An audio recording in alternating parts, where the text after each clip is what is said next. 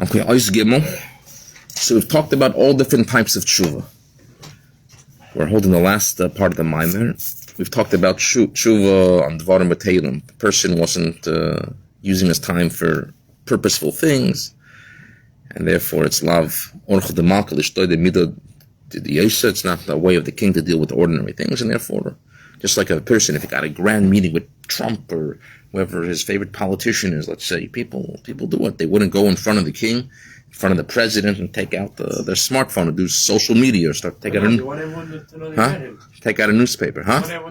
You take a picture. I meant like this. Picture I wasn't referring to. I was saying if you met a guy and you find him like you're sitting at one end of the desk and he's at the other end. You finally go up to and all of a sudden, you know how precious time is and everything, and how 0.001% of the world gets this meeting and everything. And all of a sudden, when you go there, you're going to start taking out a newspaper and start looking at read events and everything, what's going on, and just do normal things, ordinary things. Rather, you're going to want to have a sophisticated relationship called an Yeshiva Torah Ohr, and you want to do something, you want to accomplish something. So too, it's not the way of the king to deal with ordinary things, and that's one level of tshuva. Then we spoke about tshuva of Avedas. What about somebody did something, he has to search and seek, and what he could fix, and then we spoke about what if a person doesn't care, and what if a person doesn't care that he doesn't care, until we finally got to the solution, which we said is not practiced in these days. I'm just giving the structure of the mimer, that there's something called an aish, which wakes somebody up. I'm saying the solution if it's not practiced these days. I didn't. So first of all, it's a good question. So first of all, when the Alter Rebbe gave this mimer, he was speaking about the current, in other words. And the second thing is, when I say it's not practiced in this day, the Eish Lamata,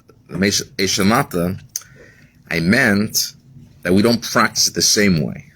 In other words, this concept of inflicting oneself, giving oneself pain, like walking out to a place and hurting their body, we don't do. But we can do it in other ways. We don't fast. What do? We take away our money. We give tzedakah, which is a good thing. To give tzedakah, especially when you give a large amount of tzedakah, in a way, it hurts a little bit. It hurts a little bit when when you give 10, you think that you want to get something for yourself. You worked hard to make the money, and you have to give 10%, and then you push to 20. When you give tzedakah, at the end of the day, you have less for yourself. You maybe had certain things you wanted to get for yourself. So when you give more than 20%, sometimes there are cases where you're able to do that also. The person wants to make up for as part of his tshuva. He's got to give more than 20%. So it hurts, but it's a good hurt because in other words, it's part of the tshuva process. So that's what we would recommend these days, to give tzedakah rather than actually hurting a body. So these are all levels of tshuva. Now, what we're going to speak about now, is what, to my understanding, is more of a higher level of tshuva law. In other words, somebody they moved past the Avedas, they moved past the Dvarim B'Teilim, they try to break themselves out of not caring, wake them, shock themselves, whatever they need to do. Now the question is, how do you maintain it? Okay, let's say they're doing this in Chodesh Elul, and Rosh Hashanah is coming, and let's say the next 12 months, B'ezras Hashem, everybody here, they would like to be an inspired Jew. They want to care. They want to take Yiddishkeit seriously. That's the Yiddish Shemaim we're talking about over here. That my Yiddishkeit is meaningful. I don't want to disconnect and ruin my relationship. And I want to, I don't want to just do mitzvahs because I got used to it, or because I think I want to do it because this is my true self. So how do I keep that love? So in this he says, another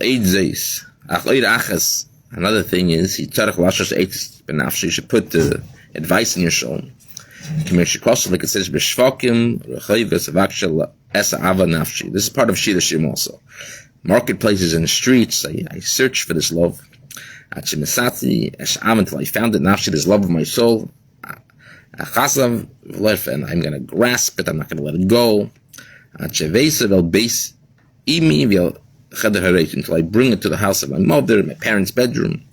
In other words, a person lost something and he found it, he searched, and now he grabs it and he brings it to his home of his parents. What does this mean? This love is something which I had. The way it's spelled, I already had this love. Masha Ava Kfar, I already loved. Hainu Ki Yisrael, Al Machshava, Keduma. We said before, the Yidden went up on Hashem's original thought. In other words, this initial purity state. Look at children, for example. Children, they have such a, the Rebbe speaks about this. They have such Kabbalah soul. When I have children, Hashem, 2, 3, 4. You tell them to do mitzvahs, mezuzah, tzedakah. They do it with such a pureness because they're straight from this love of being created. They have a natural love, but sometimes a person loses that natural love. So this love, which was in the lashon of past tense, or they had before, this love of tahirahi, pure, kedim ataparatza originally. That's referring how it was created originally. Right? From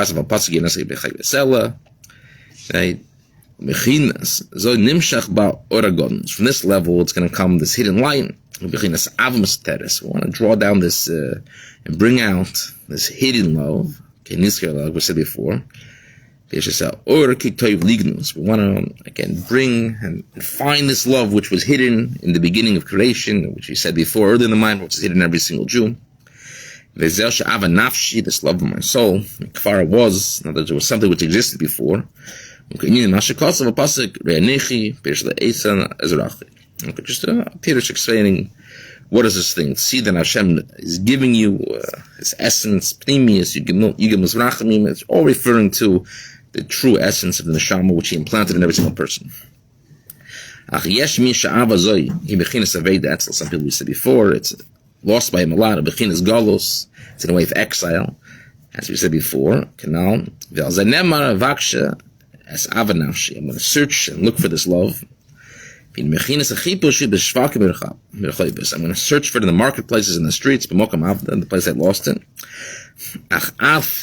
And here it's what I was speaking about before, moving to the level of tshuva law, higher level of tshuva. If you find it, Hashem, it's not going to exist. It's not going to be sustained, this level of oir that you found, built a kedim, without vessels. This causes the removal of the air, of the light. As we said before earlier this year, a person has a fire, a spark, wood, a wood fire. If you take away all the logs and they burn away, if you take away the gasoline, if you take away the lighter fluid in the lighter, without the fuel, nothing exists. So the Alter Rebbe is saying, you found your love, fine, you reflected in Elul, you did tshuva, and you found this aura which was hidden. Now you want to keep it. So now you need vessels. What are the vessels? Who learned the Maimon? Anyone finish it yet? Baruch Hashem. The advice is to make vessels. Hashem. These are letters of Torah. Kibesi need that. House of my mother. Written Torah. Baruch Hashem. If it's a schedule in Yeshiva and Chabad, you have to know the Torah. Do chitas. That's the written Torah every day. The room of my parents, or Torah Shabbat Peh, also fits the schedule. Mishnayos, Gemara, Kamesh Kosov, Kiyavaya Shem Eish, Eichlo Hashem is the consuming fire. Just like a fire cannot hold on without a wick, it's not, or something to grasp it. When you have a fire, you take away the wood, you take away the little string in the candle wax, there's nothing to hold it down, it's gone. It shows, it says the Alter Rebbe, I'm going to grasp it and I'll let it go. I'll basically bring it. I said before, bringing it refers to my mother's room, my parents, bringing it to the level where your neshama is engrossed in a schedule, in a daily routine of learning Torah, written Torah and Torah Shabbat Peh. Brings out a few places where he speaks about this. This is the end of Shir Shir in the Pasuk. It says, Anila Deidi V'Deidi Rosh B'Shanim. So literally means the shepherd of roses, but Shoshanim, instead of being one explanation besides being roses, is Shoshanim is Lashon Sheina. Sheina means learn. So somebody's learning halachas. They're taking this and this inspiration, this from below to above, and then eventually Mashach, which comes from above to below, and then eventually bringing the way of learning Torah. And when we learn Torah, we are giving parnasa, we are giving sustenance to our Father in heaven, because through learning Torah, which is the spirit, the will of Hashem, Ruach Aisi Ruach. A spirit brings a spirit. When we do something a little bit here, it makes a drawing down from above to below also. And it draws down this spirit that it should be dwelling and revealed in him, the innermost will of Hashem. In other words, when we do the right thing, when we do the correct things, he shines right back at us. We're learning his Torah, we're doing his mitzvahs, he's giving us our dose also. Just like when a person eats, he's uniting the soul with the body, that it's spreading out. When a person eats, it unites the soul and the body, and so he's getting the sustenance he needs, and the soul is able to function and do what it needs to do to work better. So the Yidden, we are giving parnasa, we're giving the sustenance to Hashem. Torah mitzvahs through Torah, and like as Yaakov said, not only Torah but mitzvahs also, which goes on Chesed.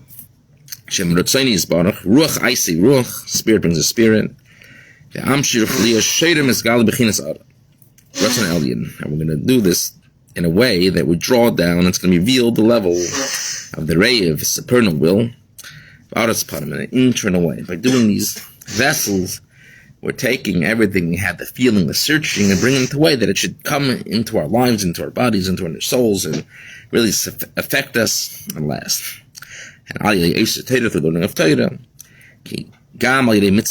and also through the mitzvah stuck, which is chesed,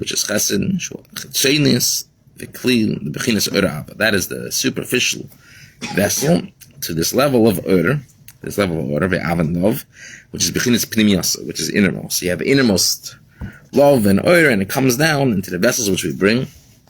In this Ohr of your panecha, your panim, which you've given to us. So the Ohr comes into this into us through this these two vessels of Torah Chaim, the Torah we're learning, and the Avas Chesed, this love and the Chesed that we're doing. Pirush Kil Ohr Pnei Hashem Shu Bechinas Ohr Yeshnei Kelim. So what's the explanation? This is how the Rebbe ends, that this Ohr, which is called Pnei Hashem, Shu Bechinas Ohr, this innermost that he wants to give us, there's two vessels to it, and they are, as we said before, the vessels of Torah and Chesed, as we said before. So therefore, if a person, in summation, wants to sustain and these feelings that they worked on, the morning Ken, these feelings that he worked in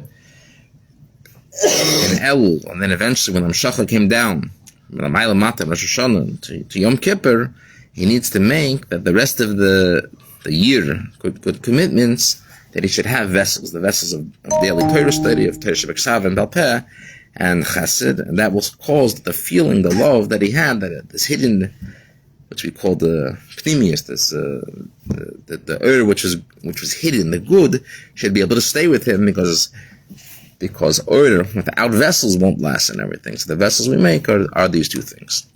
And that is how the Alter Rebbe ends the Maimer. So Tzachar Rabba, we chaz it and internalize it, and Mir Hashem, we'll move on to the next thing. Have a wonderful davening.